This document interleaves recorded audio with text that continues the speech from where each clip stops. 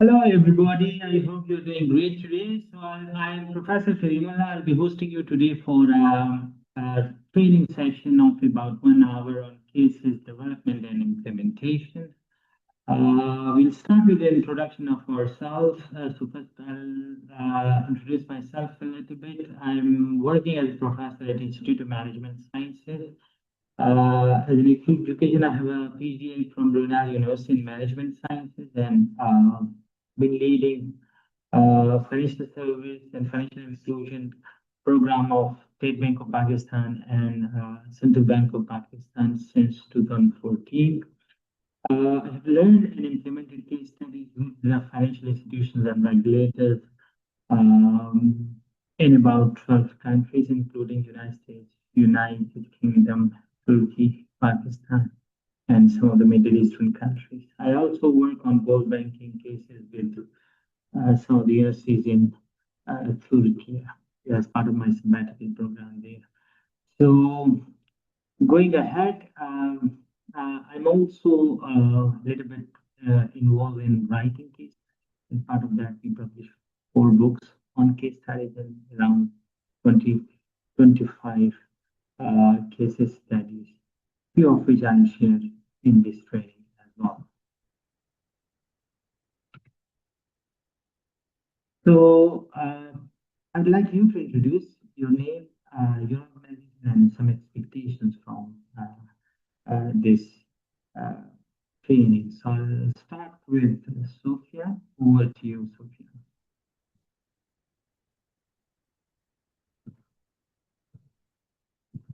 Knowledge and understanding about the research methodology, more specifically the case study and development and its applications in my research. So I'm looking forward a great session today. Thank you so much. Okay, thank you, Sufyan. Samia, are you with us? Ji, sir. Myself, Samia Khan, and I am currently working in Al Mizan Investments as an investment advisor and studying in Iron Sciences. I am doing MS in Islamic Business and Finance, and my expectation from this session is to understand the case method more effectively for my professional and academic level. Okay, Samia, so where would you apply it? Ji, sir. Where will you apply the case method in your career? In the banking sector. For professional presentations, mostly we do. So how we apply the case method? Okay, that's great. Okay, Sana, what you? Sir, thank you so much for this opportunity, sir. Sir, I have been engaged in the development sector for the last 7 to 8 years. Initially, I was working with the Population Welfare Department, and then I moved to the Provincial Planning Services cadre, and I had been working as research officer in the International Development section. And recently, I've joined the Chief Secretary Service Delivery Unit as an analyst, sir. And I'm also doing my PhD in sciences, sir. My topic is adaptive social protection, sir. So we have been studying the case studies since long in our professional journey, in our academic journey, but we have never known, especially me, I've never known the methodology behind it, how a case study is developed. So I think this session is going to fill that gap. And as an analyst, sir, I think this session is going to be very important for me because we will be dealing with real life problems and how to present it in different scenarios, sir. So let's hope for a great session, sir. Thank you so much. Thank you, Samia, Sufyan, and Sana for joining us today on this session. So obviously this session is particularly focused on case study and more on the implementation. So I'll start with the objectives. From these expectations, I'll match with the objectives of this training. So this training has 2 main objectives. We will try to understand the usual 2 types of cases that both academic and practitioners are trying to develop and use. But we will also talk about one case sections, which is really talked about, people have talked about, that is a behavior in a case form. So together we kind of would have three kinds of case. One is case more as a theory, another is case more as a research, and another case more as a behavior and practice in organizations. And then that will be the focus on session number 1. Session number 2 would then focus on the 9 popular steps that we usually follow to implement our case studies. In fact, the development of case study and cases and case behavior.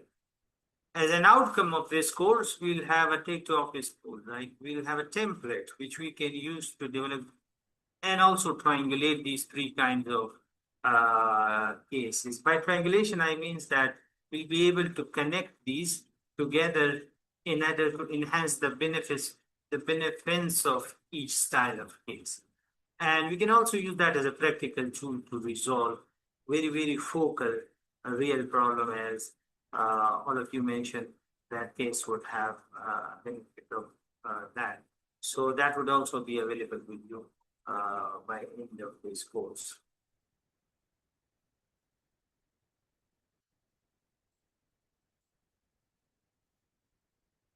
Okay, so that's how I divided. We would be recording this training in pieces. So the first, so I'll give you a metaphor. So we call this a brief case. So in fact, this metaphorically, any container which can keep the content safe enclosed is called a case, whether it's a brief one or not a brief one, but that's called a case. So a cognitive case is also cognitively keep the content more specific and separate from the surrounding of the organization. So if a topic, if a problem is getting more focused and is cognitively separated from the surrounding problems and from the pretext and post-text, then that particular problem is called a case. To extend that more, the frame is more important, like what is the context? Context, as the term suggests, is the contemporary text. Contemporary text is the text available around the problem. There's a text in writing, there's a text that is verbally spreaded in the organizations, creating an overall scenario.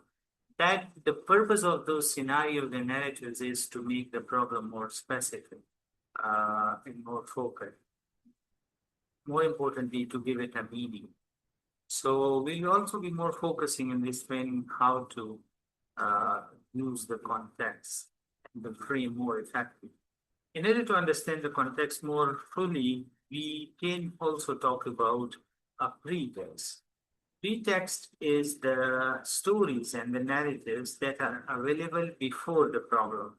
So if we remove those stories out to only have the current text, they may have a different meaning compared to a narrative which combine both pretext and context.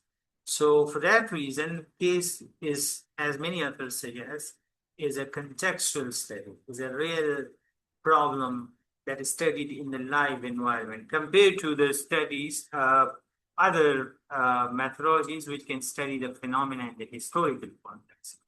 Thus can give a different meaning. We also separate it from the impact of the post-text. Any events that are the discourse of any events that is predicted to be happening in future. That refers to intentionality. That intention may also have a meaning for the on the phenomena in the context. Case is actually segregating. It ignores the pretext, it's ignore the post-text and focus on the context, and thus arising into a new. Any question on this definition of? Sir, how we basically fit this word, we basically use phenomena, because how we best then into the definition basically. Okay, so I use the word phenomenon and not the word nomenon, because phenomena is perceptual, is contextual, and may not necessarily be realistically or tangibly existing. So we call it a phenomena because it has been made by the mind of the persons given the text in the surrounding. But objectively, that may not exist. We use the term nomenon if we can verify those through observations. But since case is most of the time used for organization leadership, for example, for HR and other qualitative topics, for that reason, those topics may be taken more subjectively, relatively, and perceptually. So any topic which is understood perceptually is called phenomenon. Whereas any topic which can be studied or is studied more observationally or empirically is called nomenon. So therefore, I use the term phenomena in the context. There's a phrase used for it as well. Like some people say that case study is a topic in the context, but others say it's not topic in the context, whether it's context in itself. With this, I'll close. Okay, so I'll start with this example. Case development, case practice, and case teaching. So I'll share this as a stool with you. As part of one of the projects with banking industry, we were focused on these three types of cases. So initially, we got some data and interviews with the bankers in order to develop a case. So as part of that, we had some interviews, documents with the bankers, and then developed case studies as part of one of the work on Islamic financial services. But later on, as part of that analysis, we removed the analysis and later on presented that as the cases for the development sector. But we removed the analysis from it and only put the case test as a display. So that book was then showcased as a development cases. But we had another co-author, Adnan. He was more focused on practice, but not having any documentation on practice. Later on, we combined that as a practical notes for teaching and training. And that sets were documented as a separate board called with a case practice. So you might have heard of the term case practice, clinical practice, like these lawyers, for example, do legal practice through cases. So all those sort of folders and documents are called case practices.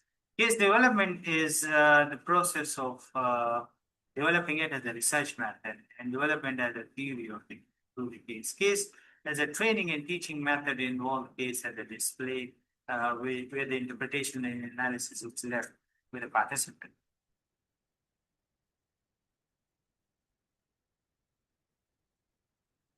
So these are the two cases I provided you, and then you may ask questions related to it. Okay, these three kind of cases are related to each other. Like they're not entirely separate, and the way they are connected to each other, we call it a theorization of case or a ladder of case abstraction. Ladder because from one case we go to another case. A case study is a research method when we use case as a method of research. And once we conduct this research, later on we can transform the same case to teaching. Like you see the two cases, they were developed as part of a research of a PhD program, but later on they were simplified and all the data analysis and everything was removed and converted into a case text used in teaching and training. Later on, you can also make it more practical, make it more episodic to do consulting and do coaching and perform actions upon those. Like, for example, some of the cases developed as a case research are not just converted for training, but also then use as a guides for the organizations to actually perform those financial services. Okay, the overall case ladder is not just one direction. It can go the other way. Like it can start with a practical experience, like you all, Sufyan, Simia, and Sana, you are experienced bankers and developmentalists.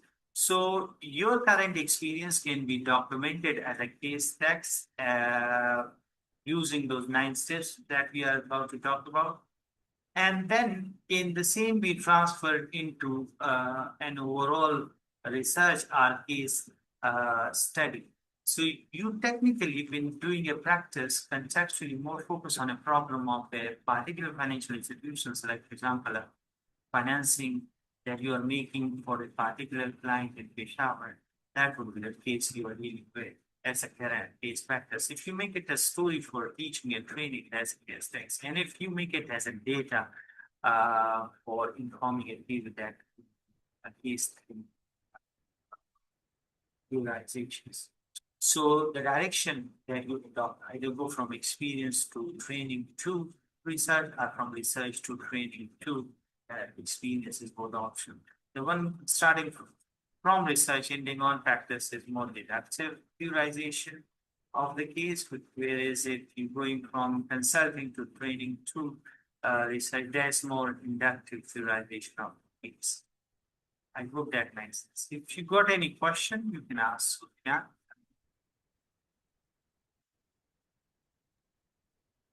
Sir, how we basically manage this validity aspects now? Because when we are basically confronting with the people getting data through structured interviews, so their perception, their opinion can be changed with the passage of time, and there would be another, a lot of other areas are going on. So how we basically ensure the validity of the data which we collect, which we basically taking into under consideration as far as case study method is concerned? That's a good question, Sufyan.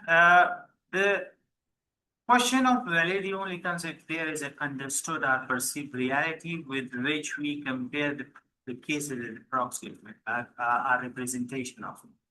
So in a case practice, internal validity matters a lot, because people will ask you about the information that you are gathering, the authenticity of that information, the triangulation of that information from multiple sources. Like, for example, if you are practicing banking and whether you want to know if the customers provided you information about the risk evaluations are true or not true, you may use multiple sources of information. The CIV reports, the customer forms, and they filled the on-site visits to confirm and reconfirm the truth, the truth of that reality.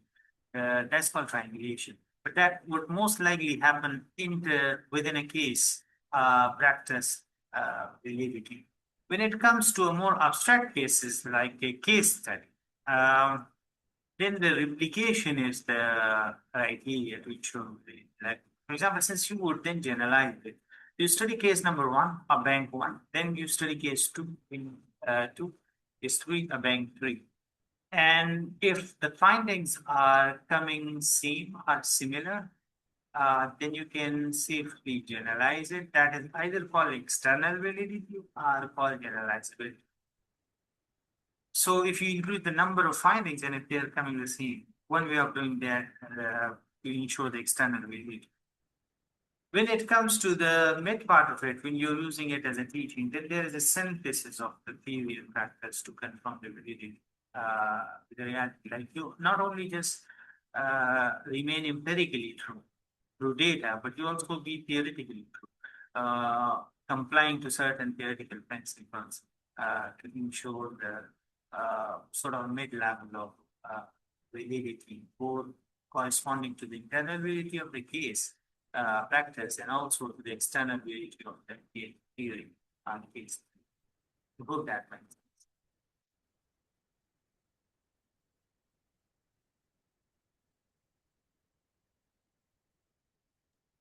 Yes, sir. Thank you so much. Okay. With this, we would move to the topic like context itself. So context is made of time and space. Like any case would make sense if it is of a certain time. Why time and space? Time is related to the question of when it had happened. Space is related to where it had happened. If you take any example of a case, like for example, a legal case, criminal case, and any customer case, the two questions are important, like when it had happened, so that you can find out the exact locale of that time and also where it had happened, so that you can take circumstantial component of it. Some of the people believe that the problem exists within this time space locale. And other believes that this time and space on itself is the context and the topic itself. Like, for example, people present metaphors. If a particular components of steel, rubber, and others are mixed together in a certain context, people will call it a car if they are organized in a certain way, in a certain time. But if they are placed in a different space, like for example, in a factory, they may call it merchandise or inventory, not a car. Companies of car. The reason is they are differently placed in a different space. So time would make a difference to the truth and reality of the topic, and also give a lot of meaning to the topic. So time and space is important contextual factor of the case. So therefore, we use this statement. In a case, a topic is not in the context as such, the context is the topic. That leads to the problem being called phenomenon, not norm, because a phenomenon is perceptually made out of context, not from the content observations of the elements. So that's sort of a little more philosophical, but that's the starting point of how we build. Okay, with this, now I move to a little more to the second objective of this training. So, as I told you in the beginning, we wanted to talk about three types of cases, but more important question is how we develop. So, a typical development process consists of 9 steps, which I listed it down. Can you just have a read of it before I go through it individually? And if you want to add something to it, before I read about each one of them.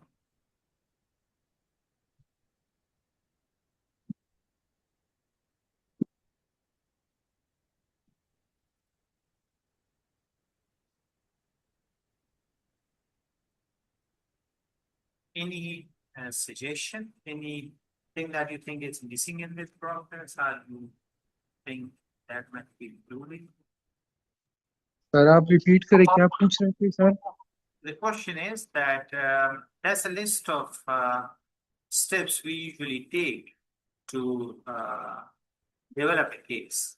So Faizan, my question from you, another is, do you think this process is sufficient, or do you think there's something missing before we go for each steps? Or you may think otherwise, not agree with the sequence. Sir, actually, in my point of view, we should first suggest मतलब कि एक issue है तो फिर उसको हम पहले हमें पता हो कि ये इशू है, इस बेस पे केस डेवलप हो रहा है. The identification of the issue is maybe first. Okay, so the issue must be mentioned first. That's a 0 point. I added it here. Any other suggestion? Faizan is saying that an issue must be mentioned before making any preparation. That's a good suggestion. That's a good point. Any other point? Almia from you or Sufyan?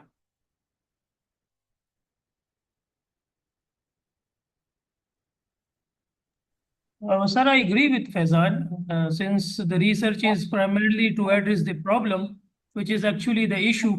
So firstly, it should be, clear that what the issue is. And yes, as part of the preparation, we can also basically cover the theoretical, context. that what theoretical context we can basically attach to.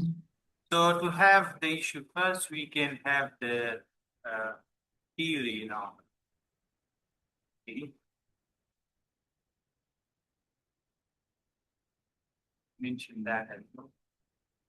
Okay, so these are two good points, Faizan, from your side, and also Sufyan. Thank you for coming here. Let me compare with what my thoughts are from what is making a preparation.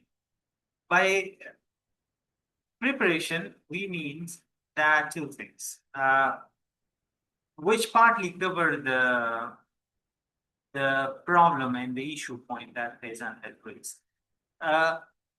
Making a preparation requires to answer two questions before starting whether this case is for you or case is not. So the first question is why you need the case. So you must have a problem to have a case on, but with that, it may not always be the issue. It may be an opportunity exists that you may try to describe, that you may try to understand more. And even in some of the cases, you may not have any issue or problem, not even an opportunity. Whether you only had a new organization, a new identity that you try to cover. So, in order to describe that and explore that phenomena and that new entity, you may need to have the case. So, broadly, a case, if it is not problem-centric case, then can be more focused on need. If I want to understand the organization, if I want to understand the country, the features of it, the characteristics of it, then I can develop a case. I may have a problem, as Faizan said, that would be another one. And I may had a theory to test, a theory to develop. So in any case, if you had an answer to that, why you need the case, then that's the first step, our stimulus for preparation. The need usually arises from the use or purpose of this. What's the purpose? The purpose is more focused on understanding. You might have a purpose of exploring, so you need to have it. You may have a purpose of describing the new entity. You may have a purpose of prescribing you may have a purpose of explaining the unit. So you may need a case. The use is if you need a utility, like for example, you have a training. So you have a training and you need a case for it, you may need to develop. Alongside why you need to have the case, another question would be what you need to have the case. Now that's a little bit, I just replace certain terms in the question and make another requirements. A case can only be developed if you had some contextual episodic knowledge. Knowledge is usually divided into two types: episodic knowledge, semantic. One knowledge is more contextual, circumstantial to time and space. The other is free or open. So if you had a data and knowledge which is not circumstantial, which is not very related to time and space, specificity is not there, case is difficult to vary. The more the time you lose, the more the space you lose related to the information you have, the more the case is difficult to be dealt. So making a preparation would require a problem, a need, in fact. A need that may be in the form of a problem solving, in the form of exploration, the form of knowing more through description. So a need and use must exist. Case must not be there on its own. It may have a purpose of knowing, and use is the utility you want to be. Like for example, you want to have a training for it, you want to do a coaching for it, you want to use it as a guide for organizational practice, some guidelines. And the requirement is a temporal and episodic knowledge. If that exists, you prepare it. So the first question is making your preparations. So have your purpose. use explicitly mentioned and ensure if you have that kind of data which is temporally and episodically available. If that's the case, then you can go for setting learning objectives. You can go for having some learning objectives that you can keep. Okay, Faizan, you raise your hand. So if you got any question, ask it in English so we will have a record. Sir, actually, my concern is about if there is any existing theory, and you are suggesting the another way, or you are suggesting something else, so we can also add the suggestion in the first making preparation. And secondly, sir, my question is about there is not mentioned the challenges. What could the challenges and what could be faced the challenges in this scenario at this case? Okay, that's good point. Faizan, the challenges are different to different stages of the case. Like, for example, the most challenging part I see is this step number 5, like when you had this data. So when you're collecting the data, usually it's difficult to achieve a report from the organization, having an entry on it. It's very intrusive kind of method as well. People feel you being very intervening in their routine. Therefore, that's a challenge. And you had a lot of personal information maybe disclosed, so some ethical issues could also exist.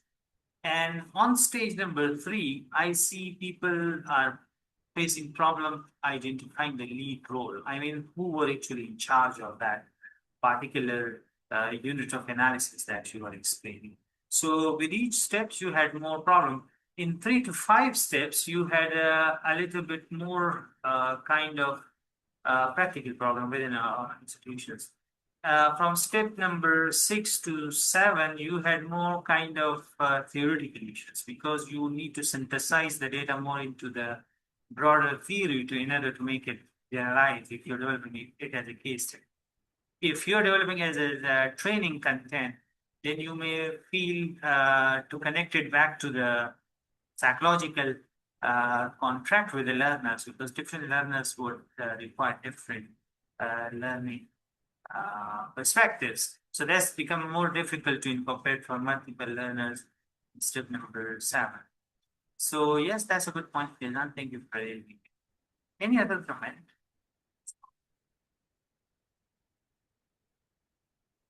Filan, did I answer your question? Yes, sir, you did it. Okay, so let me continue with like the 2 cases I provided. If you look to it and if you have read it, the setting the learning objectives are quite differently and plays different dimensions. Like the case, which is more information display, is more focused on understanding. All 3 cases are focused on understanding because it's an information display and it's for teaching. But case study is more focused on theory, like its objective is to theoretically and empirically investigate who or what parties participate in the co-creation of holistic financial services. So it's compare that theory with the practice. So the nature of objective on this page number of the cases I provided can indicate how they're different. Okay, the lead role is important. Lead role is the person who is actually you can say the whole context is around that person. So he or she must be storied out in the middle. Like, for example, the case I provided, I identified key roles on page 141 and page 192, respectively. So once you are developing a case, whether for your research or for training or practice, identify who is in charge, who is actually focal to be kept in the light. So that from their perspective, the case can be interpreted. And collecting data would require a specific data. Data that we require in case study is more episodic. Episodic data is requires some follow-up as well. Like you take a story of the case from the organization, then from person, and then you go after them for any missing information. I created a overall document list for you on your classroom. You can access some transcript of the cases I provided you. And that's how we collected the data. as a narrative story. So most popular data collection tools we use are called storyboards. You need to use the template of which I provided to you with the videos. So making a story of the lead role first, their experiences. Like if I want to collect the banker's experiences, so I'll take the life story. And then if supporting roles have a role in the case, then I'll take their intelligence role, make the knowledge more episodic. If you look to the Murabba case, that's more episodic. Like that's more circumstantial, time in which that Murabba was applied. If you look to Ijara case, that's not circumstantial. It's very, very symmetric. It's taken out of the context of the time and the time. So to make it very more analyzable. So that's how we segregate these cases with the pattern. I defined these already. Do you have any question on episodic and semantic knowledge types? Want to have any comment? I can provide you a reference for it. Flick have been writing a lot on the episodic knowledge on page 77. I provided that book to you. And that is one of the chapters on episodic interviews on qualitative research. And so you may go through that as a chapter where you can understand how specific knowledge, which is time, space, in events, in people, and situation-specific knowledge, whereas abstract knowledge is more generalized, decontextualized, and specific situation. Respect, for example, itself. So case is very less likely to be completed through a question or complexity data. So some mythical information forms would require to be filled in. So information consent form is required to be a typical structure that I also added to your close here. Example consent form that you can sign from organizations to before collecting data, and then the key question you would ask, and then transcribe it to make up the case. Step number 5 is that once you have the transcripted data, then you segregate the data into different units, as I did on page 193 to 94. If you look at the Ijara case, the 82, no, not 82, 32 episodes are identified, whereas on page 190. So those episodes on a storyboards are actually a reduction or segregated. Data is more segregated.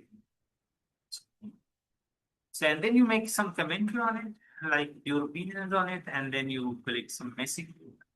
A little bit of guidelines on how you write, like 120 to 200 pages of paragraphs. It's not a full case, we have a single paragraph. Go time-wise and space-wise from paragraph to paragraph, and cite if you are developing a case study. Don't cite if you're developing a case, because case is only empirical data, no free data. So therefore, in a case study, then you had a lot of citations because you need to bring theory with the data. You have to have comparison and development. Last component is the teaching note or training notes. So learning objectives, you also determine for whom this case will be suitable. Some assignment questions need to develop. Look to the Murabba case with a list of assignment questions and some suggested questions.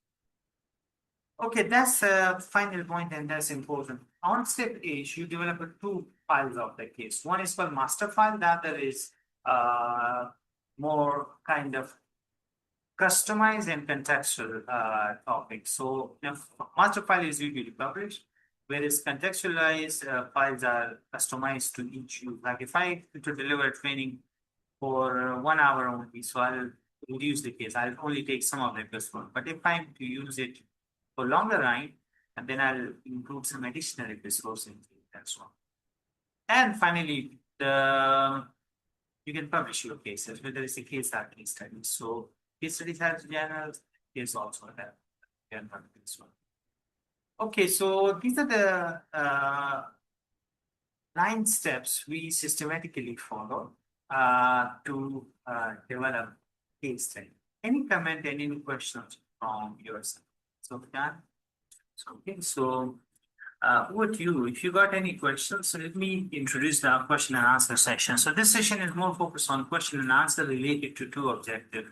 Objective number one of this course is to understand the three types of cases. Objective number two of the course is to understand 9 steps of the case development. So if you got any question related to those, please do ask. So first, Sufyan, you.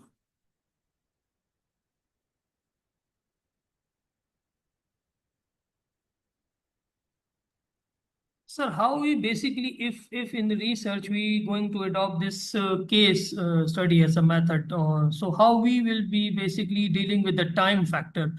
Because when you approach to, in a case, when you approach to different people at a time, and then of course this will take time. Sometimes the people are at a remote places.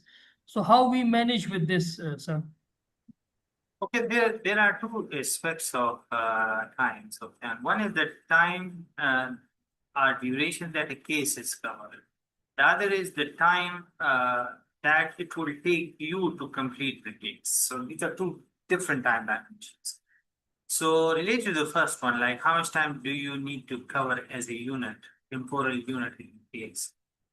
The less is the time, the less time you are covering, the more depth you will achieve. Like for example, if I'm studying a bank, your bank, or a map, and all events that those which had happened in that month would be a more focal case compared to if I'm covering the same bank for a whole year, then I need to cover too many events and temporal points, and I lose focus on certain crucial events. And that's related to the time unit of the case itself. Another aspect of the time which you ask for is how much time it need to take to cover the case. I think it's largely depends on the type of case one, and also to the structure of the case. Like for example, in terms of the type of the case, if it's a case study, for example, a research case study where you had 9, 10, and children, and it's a full PhD research, it may take, the empirical part may take up to 6 months, and 4 to 6 months to collect that data, spend some time in analyze that. I'm not talking about any time that the theory may take, the research methodology may take, but the data collection and analysis, that's the usual time we spend on. If you talk about a training case, like for learning and development department, so it may take, say, 2 weeks to 1 month to write, to have chit chat with people, collect data, and analyze. It's quite a little more simpler than a case study.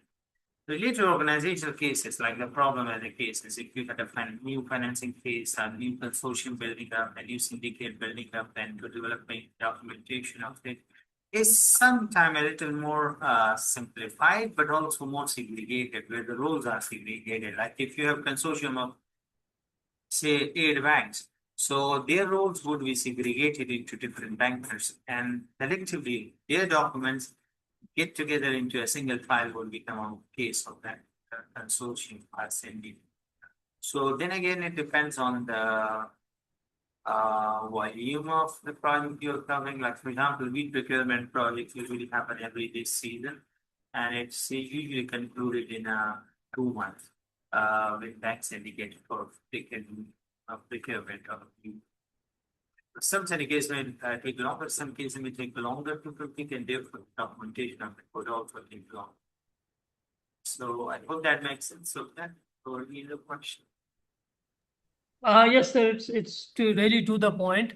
Sir, another question is how we basically confront and handle the factor of ethics, because taking interviews from the people would have been a possibility of some high sensitive data information and the privacy issues we would be confronting. So how we will be dealing, particularly in this case study matters. Because, like, first of all, I'll let you know a typology or a classification of these issues. Like the most dangerous and the most important kind of ethical violations that can happen are any physical harm to parties, animals. Some cases, if involved, any physical movements, any movement to any environment which can be physically harmful. example, like you're visiting some place, you can participate to visit a place as part of the place. That place is not safe. That's a violation. Maybe there's some activities that are more, maybe the stress is there. And for some of the participants, the stress is not, and that's also physical violation. There are others, like for example, which you mentioned, but next to the physical harm I would consider legal issues. Like, I mean, organizations provide you data, you use the data of organizations, may create for you, the case researcher, or for the participants of legal issues. So avoiding that to the extent possible is also very, very important. Next to it is financial issues, like some financial problems can occur. Some financial information are communicated or miscommunicated can create problems for certain employees. Like for example, you cover a case of a bank where some branch managers are reported to be not performing, and that information affecting them are very clearly prospects for issues. Apart from that, the next comes to privacy. People may not be identified and they get identified, may not directly, but sometimes the information may lead to them. And then they may not like it. So those could be some of the issues. Okay, there's another side of it as well. Sometimes you may, the case researcher may provide some undue benefit to the participant. So some of the journals and research also try to avoid consider that unethical, using case as a method of promotion. You may have seen certain cases by the advertisers used to promote people. So that's helpful. So documentation is good when you had a protocol for index management. So have a protocol in order to reduce possibility of utilizing. Thank you, Sofyan. Any other question for Sofyan or Devan with work to me? Sir, I have actually some questions. Sir, if you know that there are two options, cinematic or episodic narrative. If a person manipulates in the episodic narrative and he is acting like a role leading role. So if he or she manipulate the information or the story, what will be the parameter to identify these manipulation or independence? Yeah, if I heard you right, you talked about what are the parameters to really look for the human manipulation. Is that the question you asked, Kela? Sir, my question is that if there is a case which is totally dependent on episodic narrative, Okay. and the leading person is manipulating the information. So Okay. there is any parameter to identify the manipulation. Okay, that's a good point and a very important point. You know, if the data is on the lead role only and if the story is manipulated, and there are two circumstances that occurs in which that can happen. Conflict of interest, a support of memory. So that may lead to some missing information, some conflict from some manipulated information. So there are 3 tools to actually look for in a case study focusing guidelines. One is called triangulation. Any information that you get from a lead role story is usually triangulated. Triangulated means it is confirmed through 2 more information sources. So together with the participant, the sources of information are at least 3. And if all 3 confirms in the same manner and in the same time, then usually that information is trusted on or is considered triangulated. Like for example, if the interviewer is telling about any result of a particular profit that the organization have earned, then you may look for the financials of that time as well, some documents as well, some minutes, meetings of that time. If the same amount of profit has been confirmed, that has narrated writing to you, you at least got another evidence. And if you still do not have a sufficient belief in it, you may ask another person of the same organization about the same situation if they really made a profit of that much in that time. If they also confirm it to you, so you've got at least 3 sources of information for trying to read, avoid the information which come in. In case if there is any information, you may have some missing data to go after and also that. So I hope that makes sense. Yes, sir, I got it, sir. My another question also about the cinematic. If when we are going to collect data or if a person may be have some another issue. The second person have experienced another issue. So this is very subjective. So how we can align these all points, or what will we go? Okay, so no, there is another then dimension to it, subjectivity. Yes, so that's a good point, and that's the cornerstone of this case as well. Like it's honor this relativism and subjectivity and ownership. So if two people differentiate on a single point in time, one, the phenomena in itself is if very empirical in nature. Like for example, age. If you talk about the age of a person, they cannot be different because it's a very factual information. It's either can be 40 or 45. So look for the documentation as a criteria, information source. But if the topic is so subjective, like for example, you talk about motivation. So, whether the people were motivated or not motivated, people have a difference of opinion.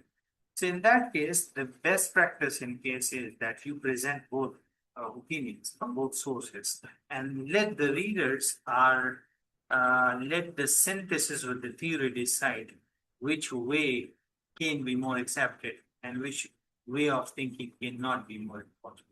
So the ultimate objective of the case is not to prove who is right, but to present alternative views, which you can present in the case.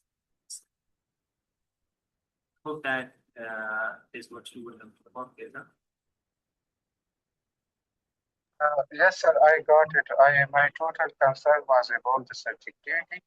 Sir, my another question is about the scope of case study and vice versa. Okay, so now that's the scope.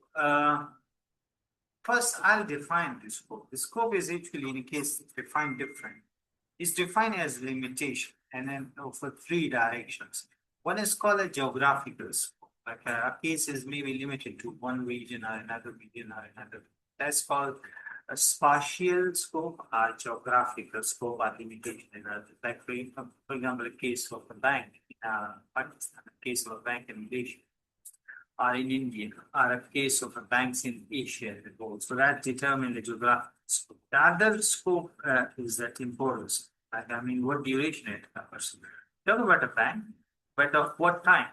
Maybe just year 2019 or 2019 as well as 2020. So the scope is varying. We have more years, so the scope of the case is temporally going high. The more scope you have, the more less depth you will have.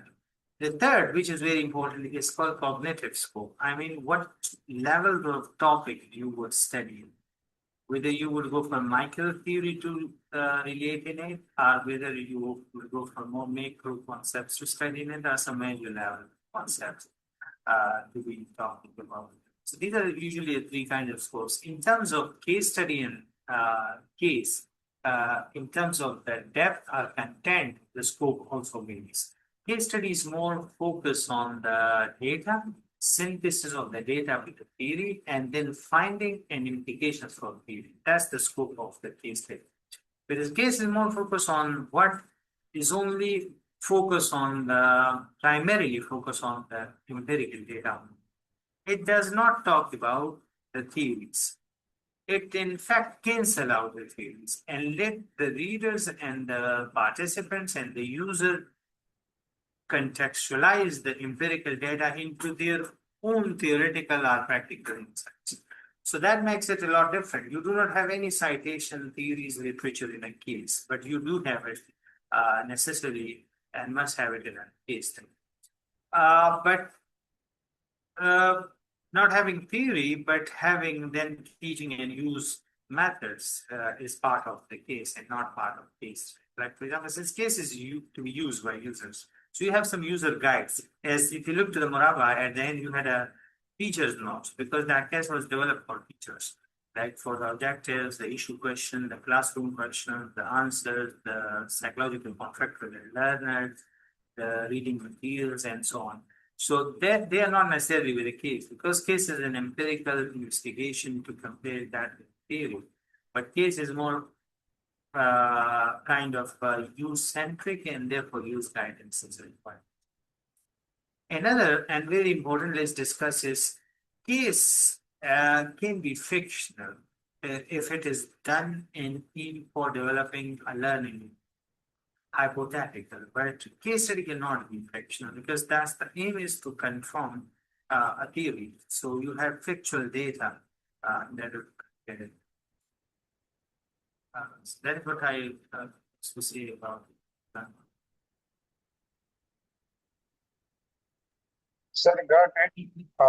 Sir, my another question is about the study of best practice. Is there any institution where the studies are best practice are like it is a plus category studies or it is A category studies? Is there any institution to categorize rating or to rate the studies? Okay, I think this question, if I got it right, is related to the units of analysis. So, if you talk about organizations and which organization to select, which countries to select, so we technically prove two terms there. One is units of observation, the other is units of analysis. Units of observation as a case unit is the unit from which you collect data. They are usually individuals. Or anything which is readily observable through senses because that need to be observed through data. So usually individuals within the organizations, like employees of the organization, leaders, lead roles, support roles, can be the units of observation or source of data. When it comes to the case itself, then it depends how closely the units of observation can be theoretically generalized to the units of analysis. Like for example, you may generalize the findings of employees of a bank within a branch to the branch as well as to the bank as a whole. But they need to be sufficient enough to be generalized to the whole bank. Like if a whole bank have 1,000 employees, you must have at least 100 generalized. So you have some rules of thumb, like 10 times to generalize it. But frankly, that's the decisions to be made. Like you can have a large entity as a unit of analysis, then have a sufficient smaller embedded units as observations, collecting data from those units and then generalize it. It's the broader. A safe is that the observational units, if are more and more closer to the analytical units, the more the case external validity would be higher because the data is collected from a very, very nearby units. But if the unit of analysis is very often abstract level, higher level, and there's a lot of distance or layers in it, then the external validity can be less likely of very significant. And you may need to have some measures to cover that up. Either you may increase the number of observations or number of cases to observe, duration of it, that will take very. But generally, then the generalization will be higher. A good practice is that in the start of the case, you define both a unit of analysis and reference unit. So that's what I see. Sir, I have another question. In terms of data collection, either the cinematic or episodic data collection is superior. If there is any one of them, if there is any one of them, so what is the reason behind? Dekho, the more case you lose, the more the data becomes synthetic, because you technically lose the tracing of time and space, and means, in other words, you're losing the cases. Because so the more the data is episodic, like even the information about the weather of the time, information about the people surrounding, whether you had a key or not, had a key there or not, those minor details like color of the room in which you were talking, all those minor surrounding details add to the case itself. But the moment you lose those information, the more the specificity is lost, the more the cases. Therefore, you need to have more episodic information if you're in cases. So we'll have one more question from Sufyan if he is around, and then we'll make it off. Sufyan, do you have any question? Yeah, sir, I'm very, listening to you. Some very good questions from Faizan, and got a good idea more about the case study method. The last one is what can be the alternative method, best alternative method? Suppose, and my question should also be taken into that. What if we basically try to use case study in a multi method, like how and how it will be like if we use case study with the survey method? So this is a second question. It's part of. So I'll go for the second first. So if you combine case study with other method, there are two ways of doing it. One is called multi-method, the other is called mixed method.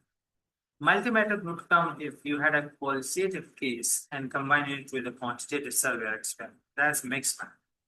Or you had a quantitative case, combine it with a qualitative phenomenology or analysis. So that would be mixed method. If you have both method qualitative or both method quantitative, then that would be multi. So first is this.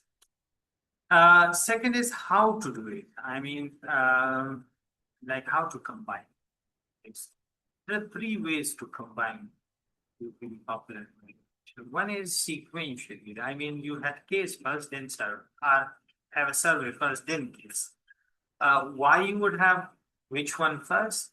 It depends on the objective. If the objective is to already have a theory, but a doubtful theory, then you first test it through survey, then explore it more through case. Or a theory may require some development, so you first develop it more through case, then later on test it through survey. So that's what would be the logic or reasoning of how you sequence it. There's a third one as well. Like you just be transformative. Like you start with one, gradually reduce the component of each, and then ultimately converge into another. Like you start with a survey, make it a little more contextual, just introduce, later on you become it a case, local case, broader country case, then make it a more local case. So from more broader to more specific. The first question, in fact, you ask is what about that?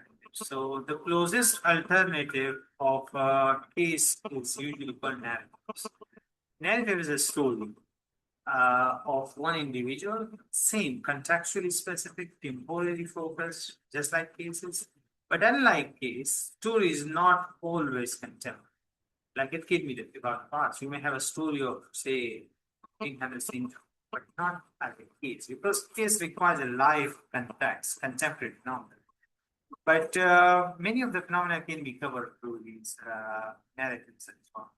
So narrative is one of the options you may go for if you also want to have the pretext along, and then read and understand the concept coming in. But the outcomes could be quite different because narrative can bring the history, and the current phenomena that you are studying may look different in the contextual, the pretextual information compared to case may not have a pretextual information. So the current information only may entirely make a difference using the same data.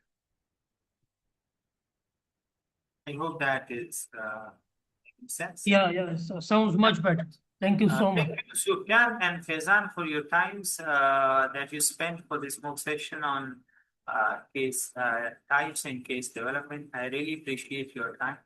for the session. So we'll be having more discussion later on.